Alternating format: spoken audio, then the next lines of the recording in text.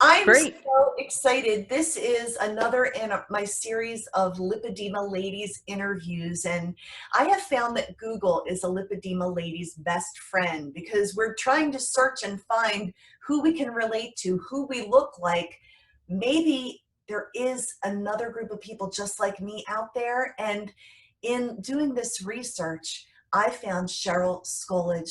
Cheryl is the founder of Lipedema and Food Intolerances. I found her on Facebook.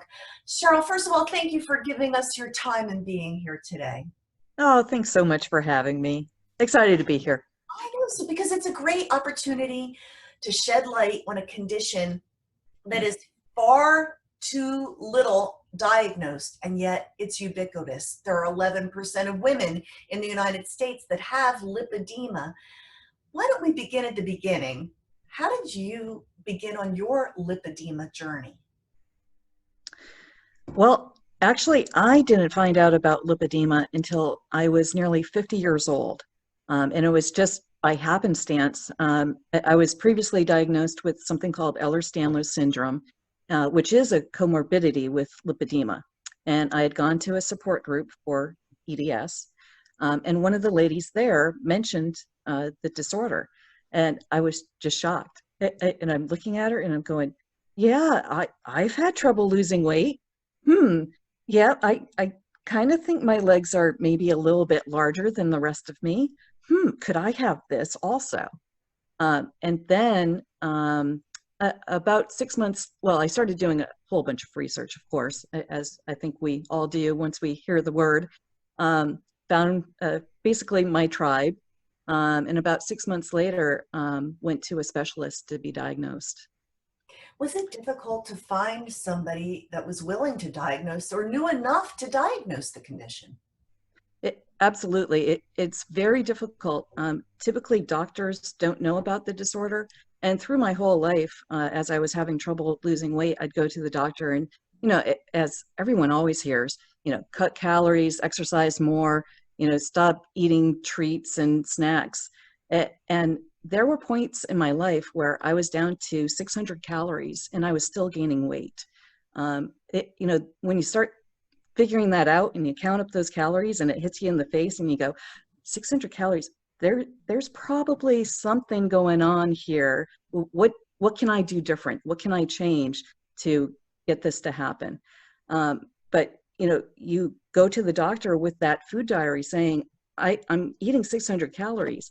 And, they kind of roll their eyes at you and they, kind of almost imply that, oh, you must not be tracking everything correctly. You don't know how to calculate your calories. Maybe you're, raiding the fridge at night. So it's very difficult to find that doctor who understands. There's only a handful of doctors in the US and actually around the world who know about lipedema. And if you are seeking a diagnosis, I do suggest that you go to specifically one of those specialists in order to get that proper diagnosis. In my search, I found the Lipedema Project had a map where you could type Yes. state in and it would show people that actually diagnose and treat the condition, which, it's a godsend when you can finally find someone to give you the medical attention. But one of the things that struck me on your Facebook page, and I do want to promote and encourage people to go there, which is Lipedema and Food Intolerances. This is a very specific focus that really gave you an aha. But one of the things I love is your photo where you're just standing there and you're looking awesome. So how did you get to that point? And what was your body looking like at its worst? Yeah.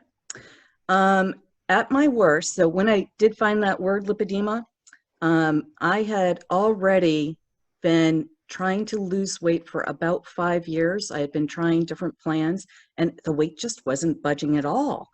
And I was a size 24. After I heard about lipedema, started doing all the research, started doing all the conservative treatments that you can imagine, the weight still didn't budge. Not at all. Not at all.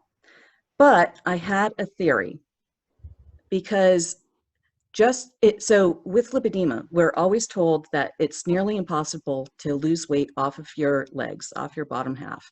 And so you're going to just need to kind of deal with it or have surgery. Those are like the two options.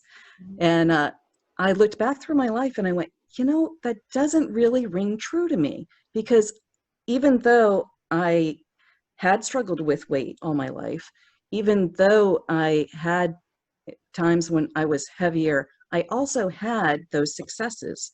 And so I looked through which plans did work for me.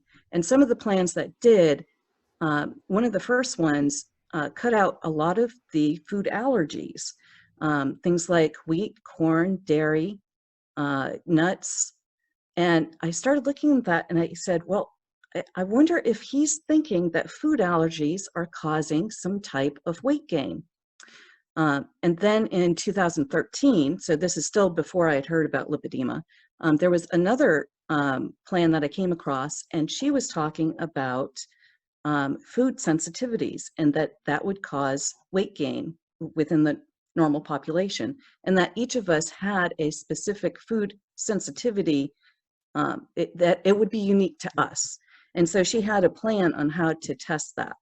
So I was doing that and things were going really well. I found my big five of all the crazy things with scallops. I can gain 5 pounds overnight eating one scallop. One scallop is only 35 calories. So, you know, 5 pounds, that's a little bit much, right? But I have to stop you there, because when I read that in your yes, presentation, I'm like, I don't even know if scallops bother me, but I never want to touch another one as long as I live. One scallop could make me gain 5 pounds. My goodness.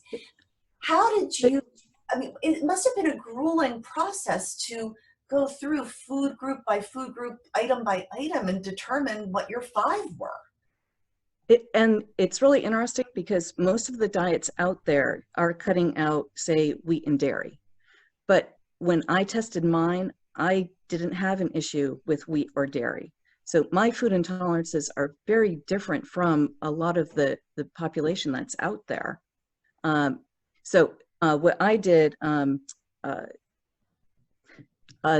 book that I was following was The Plan by Lynn Jeanette Residus, and she laid out how to do kind of a food cleanse and then introduce an item one at a time back into your diet. And so I kept a pretty detailed food diary at the time. It was a little ironic because one of the foods that she kind of assumes is a safe food for the general population, I did react to. But it was because of my food diary that I was able to actually locate that. So I was thinking, you know, I was having an issue with chicken and with spinach, which some people do have issues with. So I'm not saying that that's not. But my particular issue was actually with sunflower seeds, and she was using that as a good protein to fill in while she had cut out proteins at the beginning, and then was reintroducing foods back in. So yeah, sunflower seeds of all items. Who would think that a tiny little seed could cause you to gain weight? So how do you, and first of all, we do a lot of clinical thought leader kind of informative webinars and all that. We want to make clear that we're not offering medical advice here. What I'm hearing from you, Cheryl, is it's very individual. It's not one size fits all when it comes to diet, and certainly not food intolerances. You can't just say, well, this is the right diet for a lipedema patient. That is 100% what I really believe, because I've known women who have done well with keto, with carnivore, with RAD, with autoimmune protocol. Previously, earlier in my life, I did very well on a low-fat diet. Now all of the diets seem to be high-fat. Mm-hmm. So I don't believe that it's a diet thing. I don't believe I think that the diet that works for you just happened to cut out those foods that you were sensitive to. A lot of people are sensitive to processed foods. So, or, maybe it might be that one item that's in the processed food, but since they're in so many, one of the first things that diets do is say, cut out those processed foods. So if you're having a sensitivity to xanthan gum or one of those fillers that's in there, and you're cutting out processed foods, and all of a sudden you're feeling better, well, maybe it was a food sensitivity and not necessarily the diet. Maybe it's not necessarily, you need to always eat a protein with a carb. maybe it's not always that you have to stop eating before 7 o'clock at night, or you know, I think we need to start questioning some of those diet type sayings that are out there, and really take a look and see if it might just be food intolerances that are causing issues. So many women out there, whether they have lipedema or not, are looking for hope. And I have Yeah. to go back to your photo that I see on your Facebook page and the fact that you used to be a size 24. And so obviously you're on to something here. So how does the average woman or the average lipedema lady figure out what their food intolerances might be? And so just to mention, you mentioned I was size 24. I was able to lose over 6 dress sizes, and I get down to a size 10 by eliminating my food intolerances. So, Wow. yeah. Wow and wow. Sign me up. So, so there are, I think there are a couple different ways of going about figuring out your food intolerances.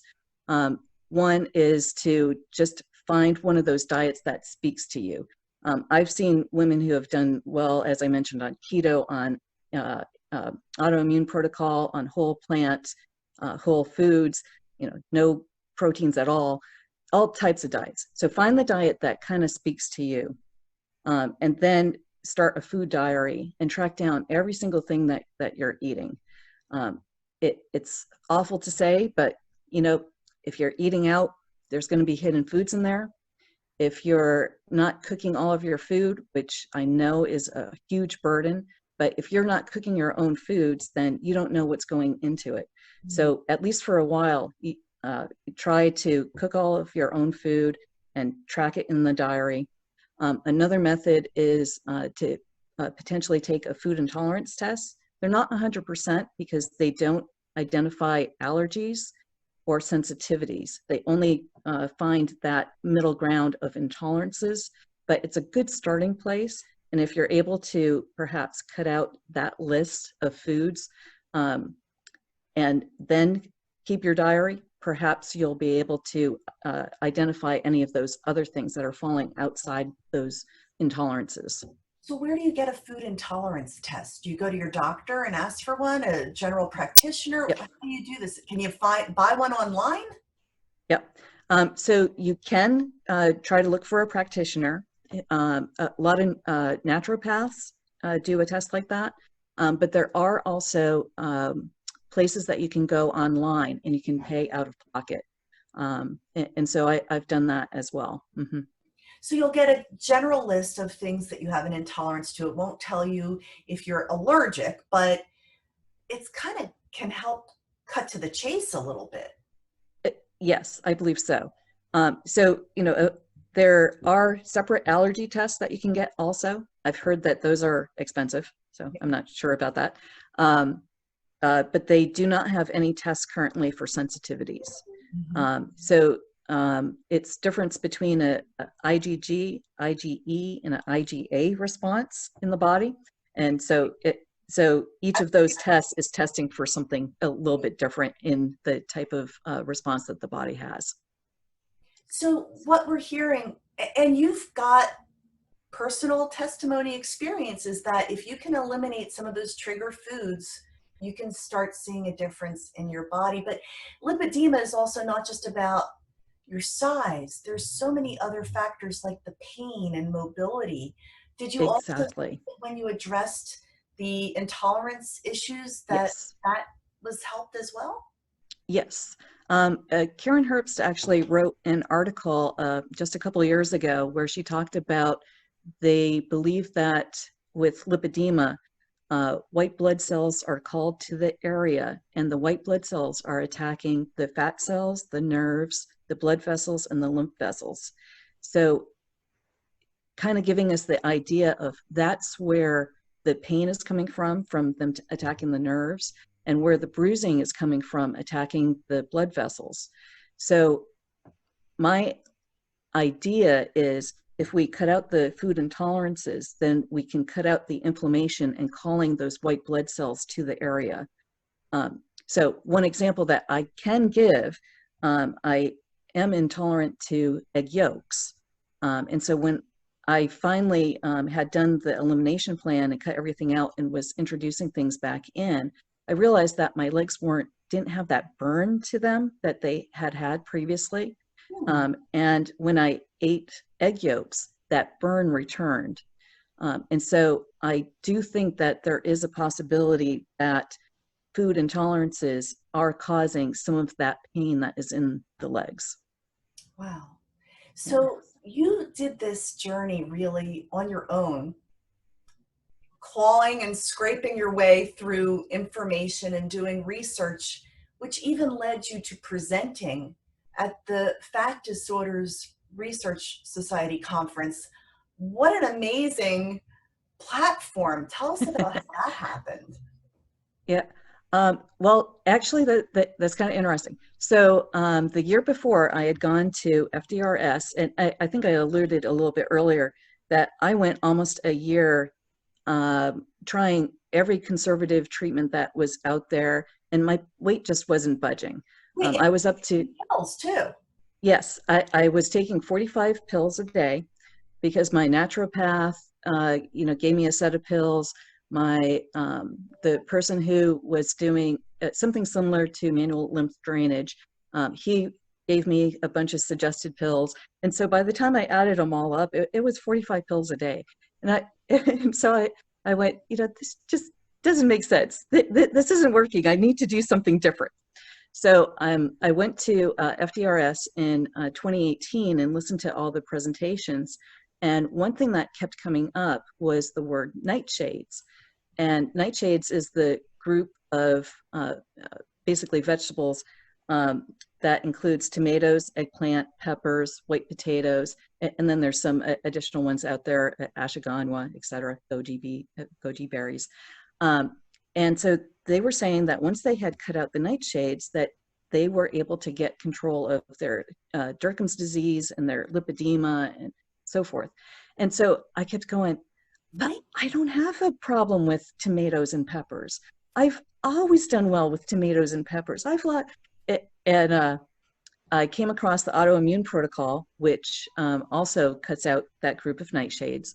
And I went, well, maybe I'll try it. All right. So after FDRS, I started the autoimmune protocol.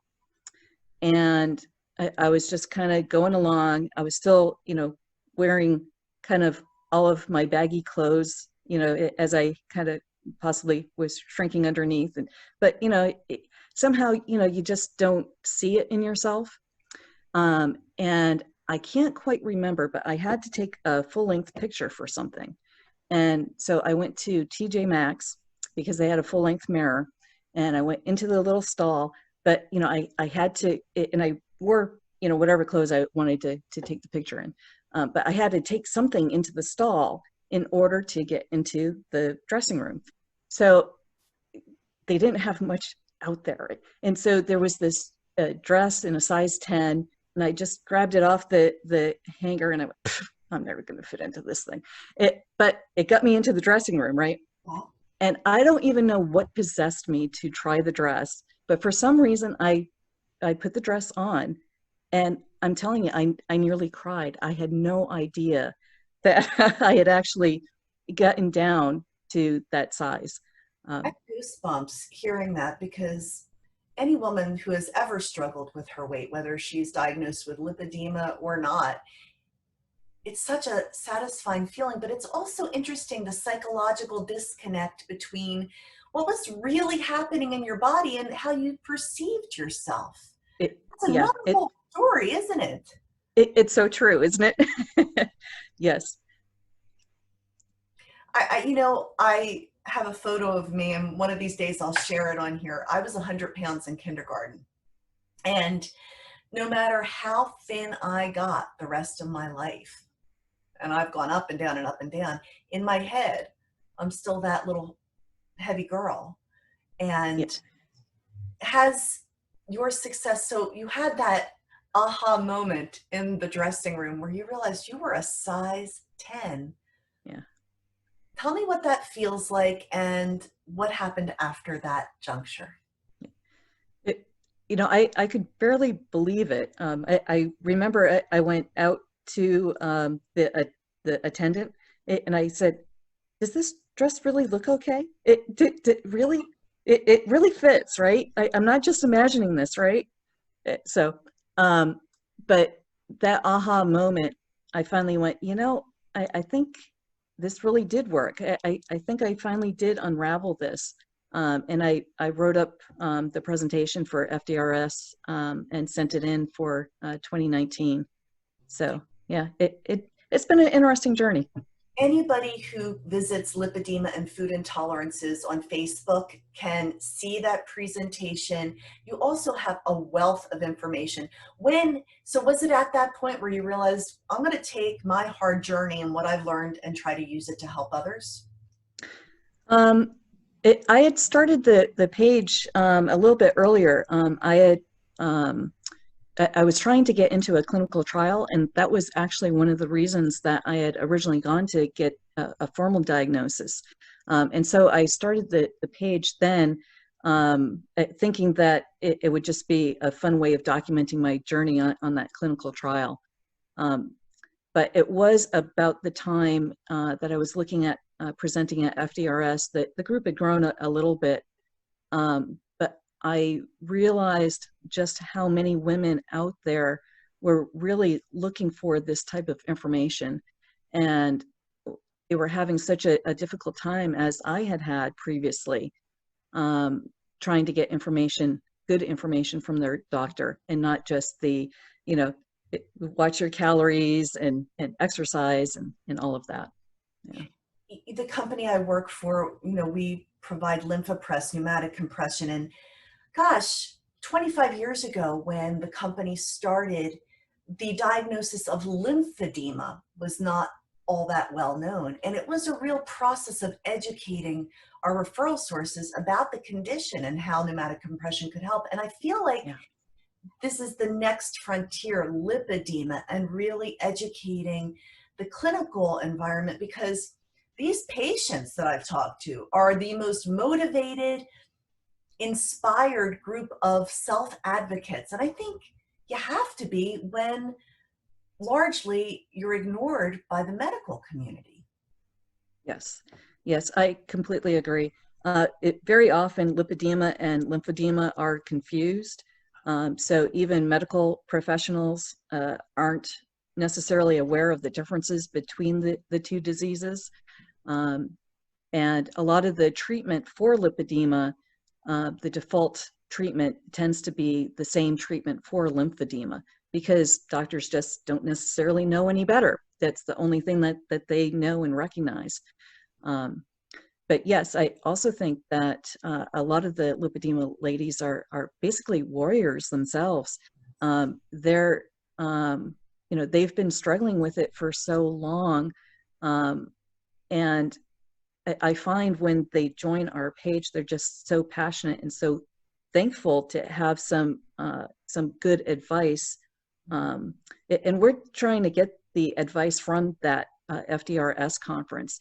So each year we try to get the information from the newest research that's out there, and we try to pass it on to our people who are in the group. A lot of the ladies are trying various home treatments. Some of the information are just suggestions and don't necessarily have that research backing because it's very difficult to get the money for clinical trials. And since the doctors don't really know about it, it's very difficult for them to fight for money to do a clinical trial. So, where is this type of information going to come from? I really feel it's going to be coming from the patients themselves. Lipedema isn't even recognized by the insurance companies. So if it's not recognized by the insurance, again, where will the money for research come from? So a lot of the women, they're trying various manual techniques. Karen Herbst is a big researcher in lipedema, and she believes that possibly doing manual manipulation of the fat can help to reduce that. And so a lot of the ladies are trying procedures like medicupping, gua sha, quadrivalgus massage and things like that in order to try to get to those fat deposits.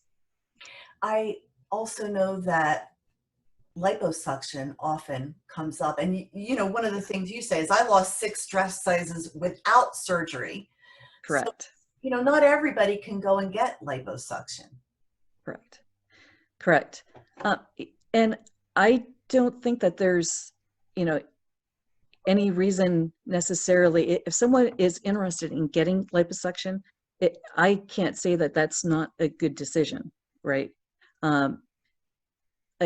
For me, I didn't think it was a good decision for myself and my lifestyle, my age, etc., right? And also, since I had had those successes earlier in life, I really felt that I'd be able to get back to that and figure out how to do it again. And so, I don't know, maybe it was just a challenge to myself, but. Well, you nailed it. Well, thank you. You've done it. You know, and I also know that lipedema often is hereditary, and you Yes. see it in families. Women can look at their moms and say, well, I have that same body, or their daughters. Have you experienced that? I mean, I think finding hope and finding someone that looks like you is such a turning point for so many women. And then to realize that it's in your own family too. Do you have Right. any notes about that, or? Well, for my family, it didn't come from my mother's side, so I must have been an interesting child growing up for her. It looks like it came from my father's side. If I look at my paternal grandmother, she has the classic lipedema shape. So, yeah, it does appear to be hereditary, and you know, a lot of the ladies in the group will often comment on that. The concern for their daughter's future and things like that. But, you know, I wasn't diagnosed until I was 50. And so if we're able to get this idea out there, get the knowledge and power out there to these women, some of these younger generation women, they'll be able to possibly control their lipedema at an earlier age and find out how to deal with it. And to be able to get it sooner rather than later, you Right. can forestall some of the progression of the condition. Exactly. And that's so important. I talked to a mom recently and she said, my little girl, we're already starting with compression. We're already starting with exercise.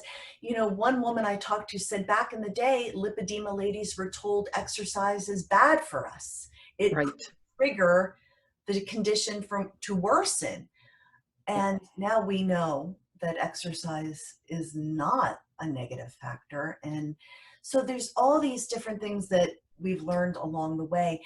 For a lipedema lady watching today, one of my takeaways from this interview is find out of your food intolerances.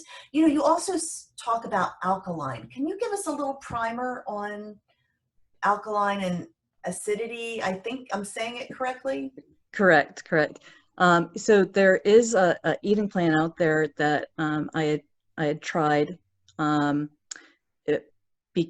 So the idea behind it is that certain foods can cause the body systems to become more acidic and not want to pick up the lymph and the toxins to remove them out of the body.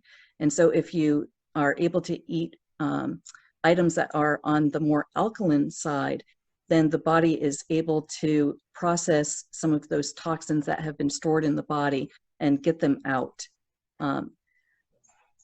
So I had tried that for a little while and it was looking pretty good. The biggest issue that I had with it was that a lot of the alkaline plants tend to lean very vegetarian. And for me, I didn't want to go completely vegetarian. I wanted to be able to keep some protein in my diet. But I tried to keep some of those learnings in the eating plan that I do have.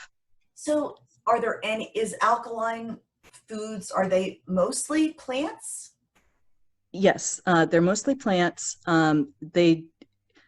as with so many of the eating plans that are out there, they do suggest that when you do eat animal proteins, that they are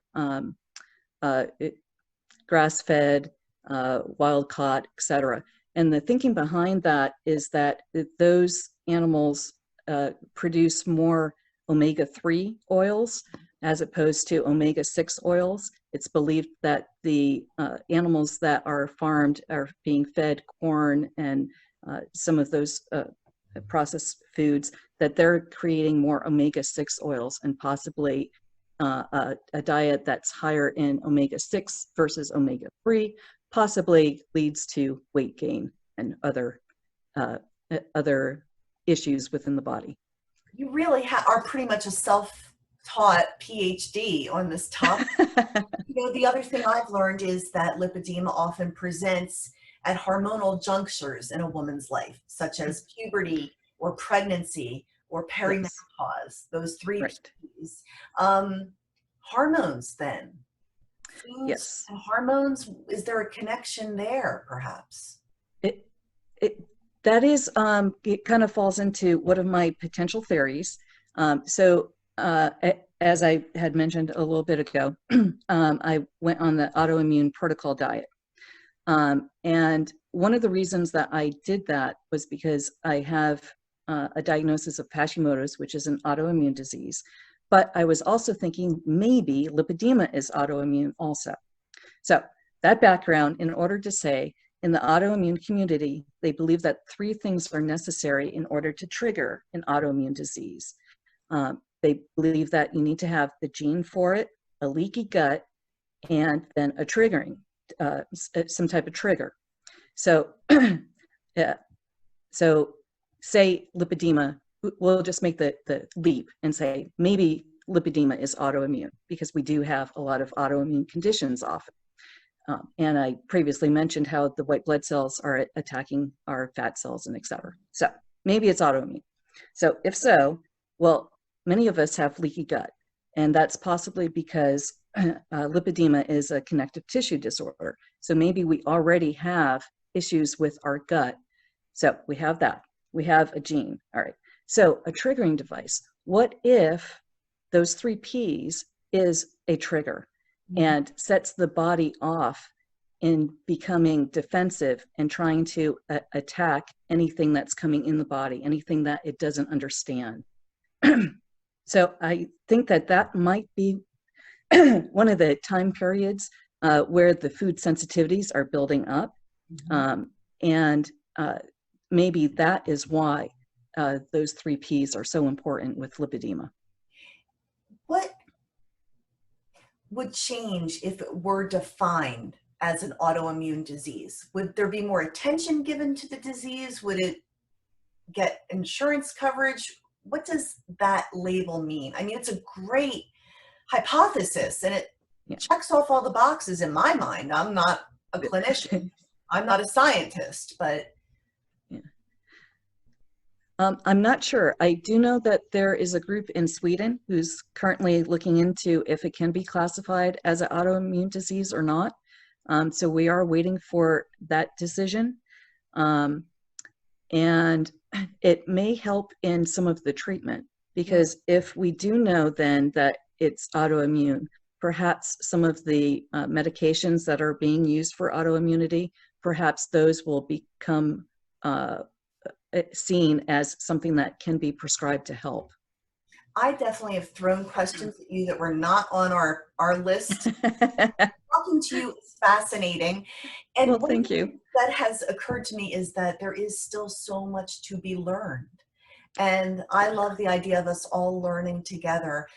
Tell me about your tribe. Tell me about your Facebook page and the people that show up there. I've been touched by their stories, and I've also been sort of hurt by their frustration as well. Why didn't you give up? There's nothing else to do. I think you do have to keep fighting and keep looking for answers. I feel very blessed, basically, that I came across that word lipedema. I had the Ehlers-Danlos diagnosis for about 9 years before I realized that it was a comorbidity, and that it could be an additional issue. So even though I should have known, so there's just so many women out there who just don't have access to the information, haven't come across it. So we're seeing that every day. Women will come across a picture on Facebook and see that their legs look similar and go, "What's this lipedema thing?" And they start searching in Facebook for lipedema and come across our group. And every day we're hearing stories about how maybe they have it, they have no idea, they haven't been able to lose weight, they don't know how to get diagnosed, and what can they do in order to help themselves with this disease? Well, you're one of the women that is really helping connect the dots for people. And I just want to thank you for having a tribe. If there was something that you could say to a woman watching who maybe Googled today and found you, what would be your takeaway message to them? Well, I really do believe that we can control our lipedema. I do think that food sensitivities, possibly even something called mast cell activation syndrome, is playing a part in our lipedema, and that lipedema is just really maybe a symptom of an autoimmune or food sensitivity.